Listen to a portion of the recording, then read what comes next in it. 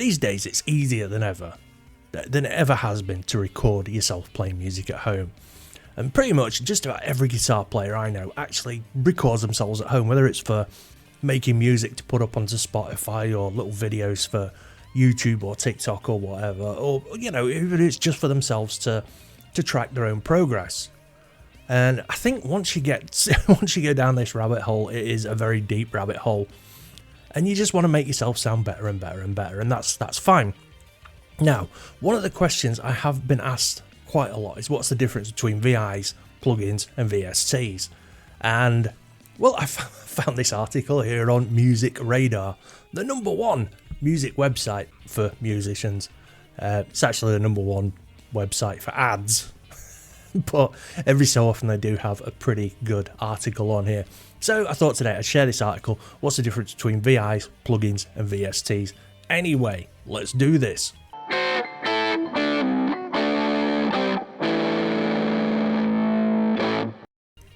So we've got the beginner's guide to virtual instruments. What are VIs, plugins, and VSTs anyway, and how can you make the best use of them in your music?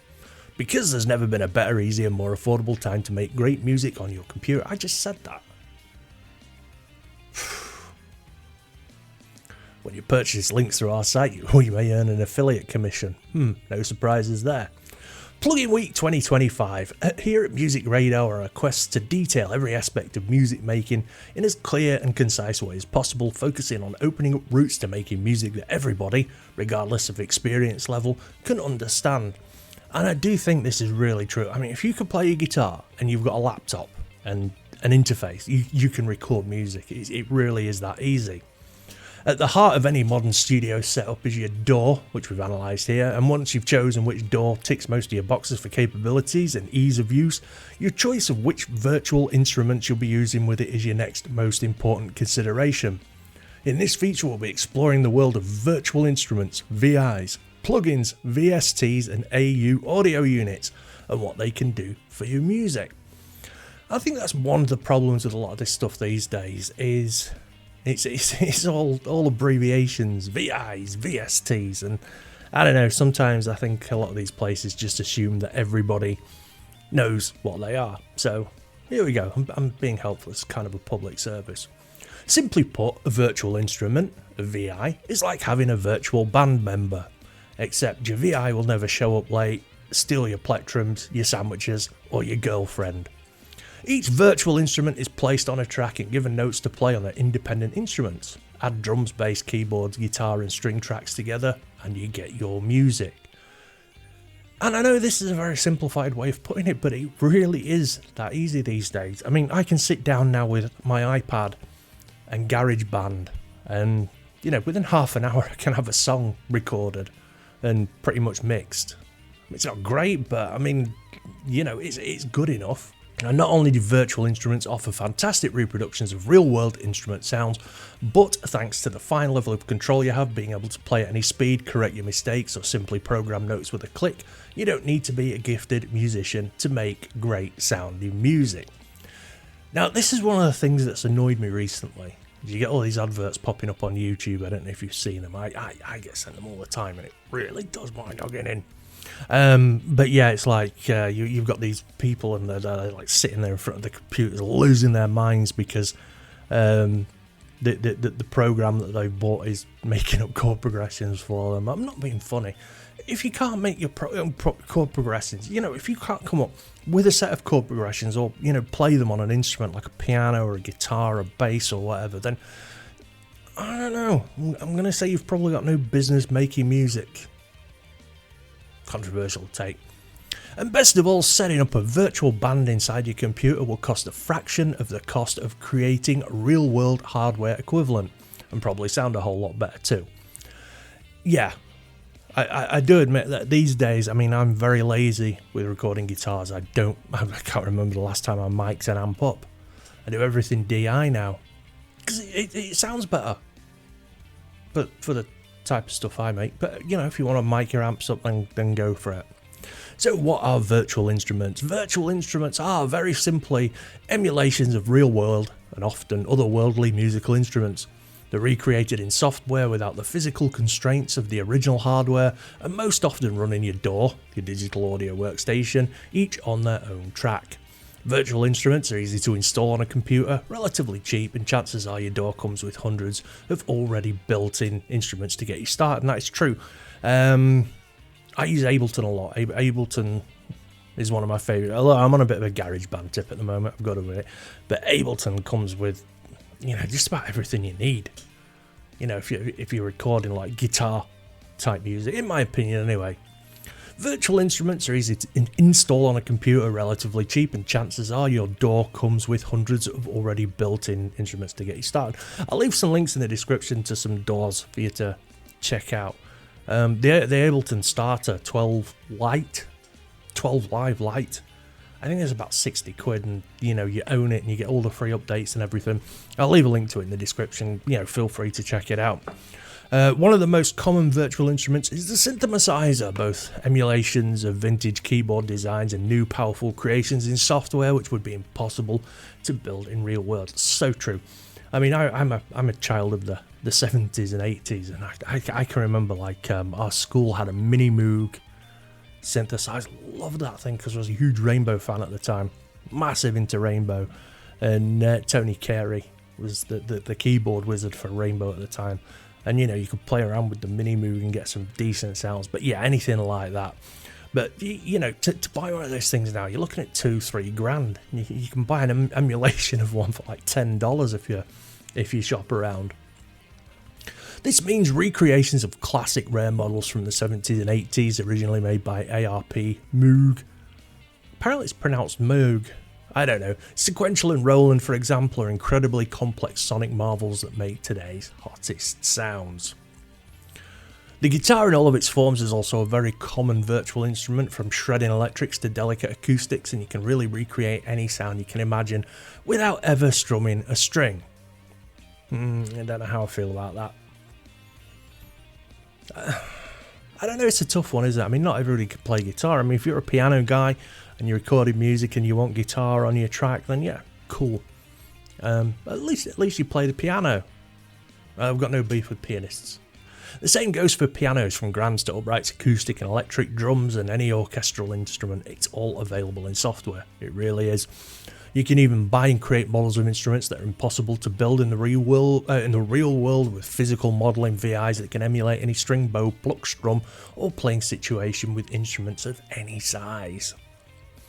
And as computers have become more powerful, and concerns such as the number of plugins it can run and whether this is a sampler of a synth have become irrelevant. Today's plugins are often a hybrid of multiple previous technologies, placing a friendly, easy to use front end over some incredibly complex programming based on exhaustively sampled waveforms.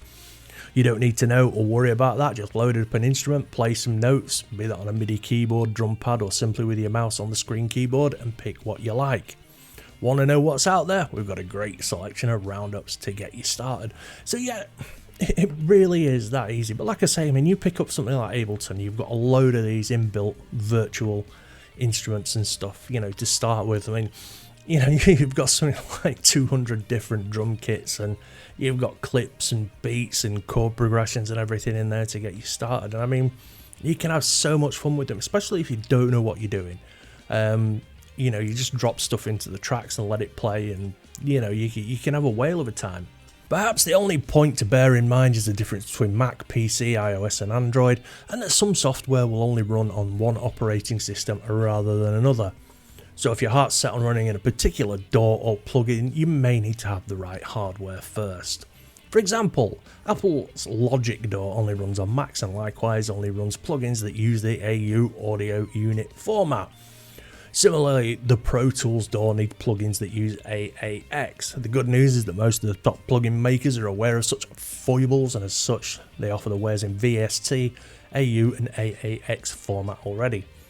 VST, that's another one of the anagrams. Virtual Studio Technology is the most widely available, and most DAWs are VST compatible, including Ableton's Live, Fruit Loop Studio, PreSonus Studio One, Reason Studio, Reaper, and both Steinberg's Cubase and Nuendo. Cubase is one of the ones I haven't tried yet. but I am very interested in trying that one, so I might give that one a crack on the old iPad and see how I get on. Finally, it's worth recognising the rise in importance of contact sampler software from Native Instruments. I think we might have a Native Instruments sponsored editorial here. This powerful sampler, now on version 8, has over the years become an increasingly used front end for all kinds of virtual instruments which use its sampling, synthesis and stunning graphics to host their creations. It may be that when you buy an instrument thinking it's some kind of standalone plugin, it's actually a Kontakt instrument, and as such will load up inside a free Kontakt player, which will come included.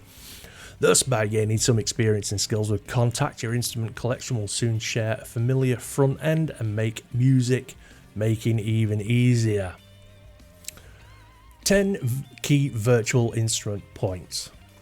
So here's 10 things worth knowing before you start spending money and forging your own path, and that is really important. Again, I want to remind you as well that a lot of the DAWs, particularly Ableton and Cubase and stuff, they come with so many things already built into them that, sometimes that's enough to make the music that you want.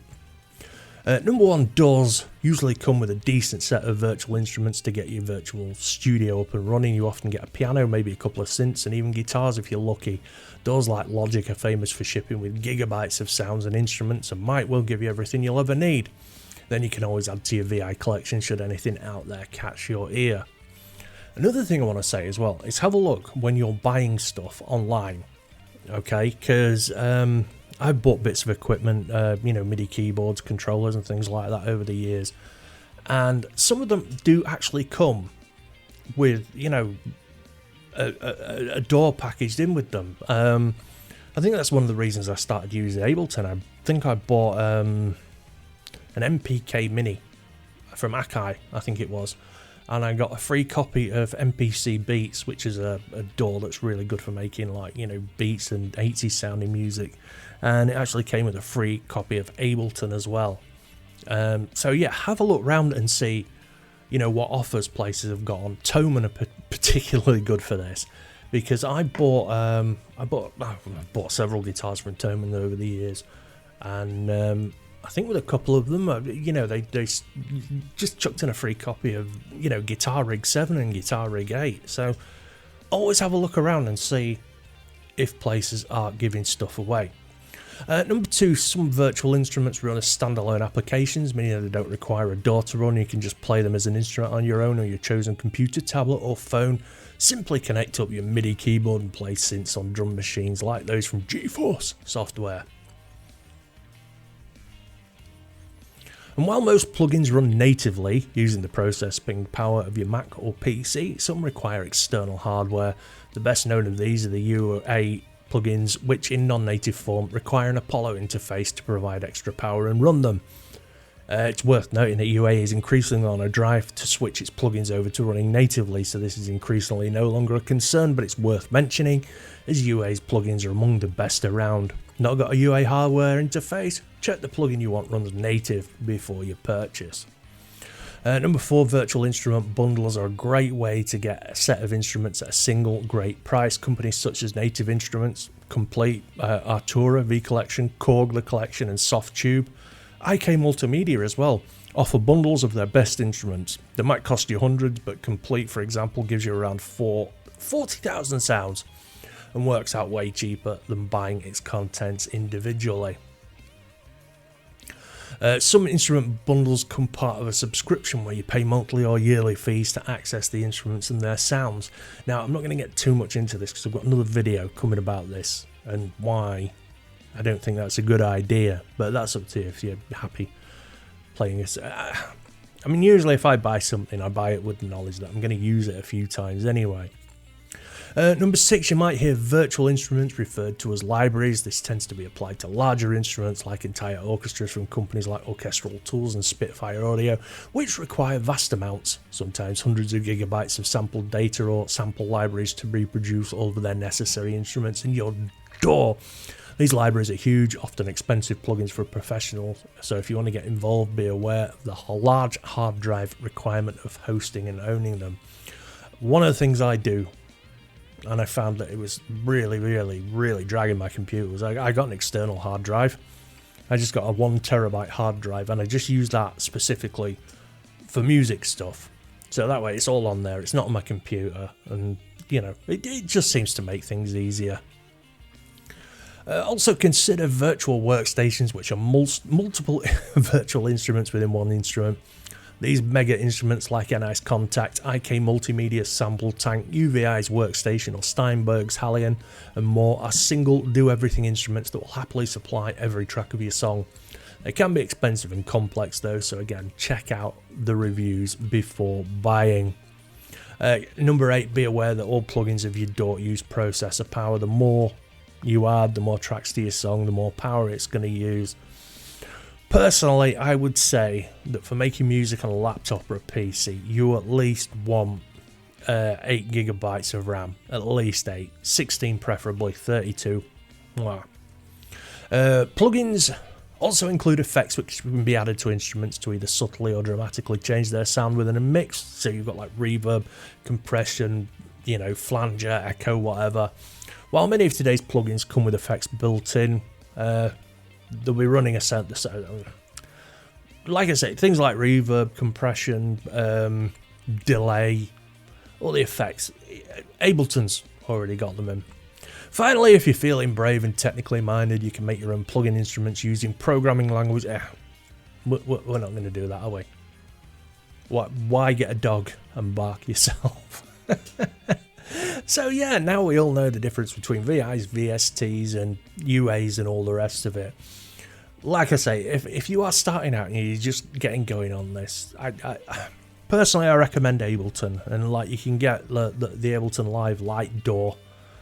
You know, it's like £65 or like $80 or something. I'll leave a link for a couple of DAWs anyway, and feel free to go and check them out. Anyway, that's all for today. Thanks for watching. Don't forget to like and subscribe. Do all that YouTube stuff. It really helps the channel out. And don't forget, if you want to help support the channel, I've got some merch for sale. I've got super chats and memberships. Brilliant. Thanks again. Take it easy and peace out.